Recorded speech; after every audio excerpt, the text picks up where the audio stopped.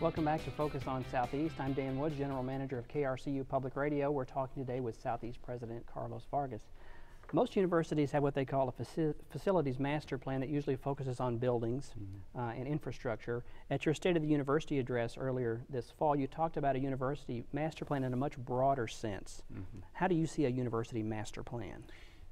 Thank you for the question. I think it's a very important one, and I'm glad that I have an opportunity to talk a little bit about that.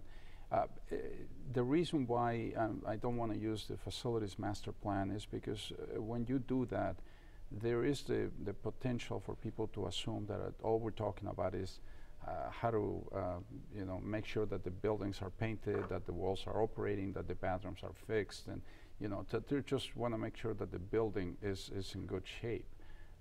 The university's master plan really should be a plan that describes the use of the facilities within the context of the mission of the institution. And it really, you cannot develop a plan, a long-term plan for facilities unless you have an understanding of where you want to go academically. And so what we are doing by calling it a university master plan is emphasizing the fact that this plan is going to bring together the physical plant and the academic programs all in one big plan to make sure that we know what direction we're going in. And examples of this might be maybe a department is growing. Maybe the needs of a department are such that where they are presently located is not going to be sufficient. What are the projections for growth in the department? We need to take that into account when we decide where that department is going to be residing, whether we need to move them to another location. Is there a department going to be merged with another one? Are we going to have to develop additional laboratories because some programs are coming in that require additional labs, not because the program is growing, but because of the way that the program is evolving?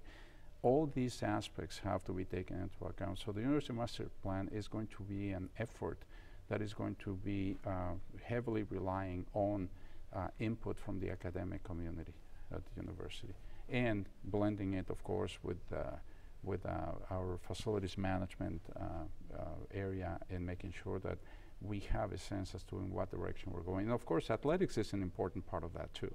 So the University Master Plan is going to have to consider also what direction we're moving in with respect to athletics. Before we run out of time, I want to ask you about the solar eclipse coming in August. I know that there have been some initial plans. What's right now in this early stage, what's the university going to do around that event? Well, we are really, as we are speaking, we are actually having conversations in this committee that we have established that essentially tries to figure out what we are going to be doing. We are planning on inviting some speakers, and we're hoping that one of our speakers will actually be quite prominent, by the way, at the national level, if we are able to secure this individual. But one of our speakers would be launching our speaker series for next year. So we're excited about that. But we're also thinking of how to provide for the campus to be able to provide a venue where the community can come and take advantage of this and learn a little bit more about science. And that's August 17th of 2017. When that's, I think that's correct. August. I know it's August of 2017. I think it's the first day of classes, and I think it's August 21. August 21. Yeah. One more thing before we go. Last time we talked at the very end of our program about making it easier for students on the main campus to get to River Campus back and forth. And I want to give you a chance just to address that. That question I've posed to the provost, and they're making me realize that it is actually a challenge. There are many moving parts on doing this. They are aware, and I have made it clear that it's very important that we pay attention to that, because it's indeed true that if a student has to be going back and forth, they may miss a class if they don't have enough time to move from one location to another one. So we will have more information about what we're going to be doing to make sure that we address that part. Okay. Dr. Vargas, good talking with you again. Thank you very much, Dan. It's very nice, and thank you. Focus on Southeast is a collaboration of KRCU Public Radio and the Department of Mass Media at Southeast Missouri State University.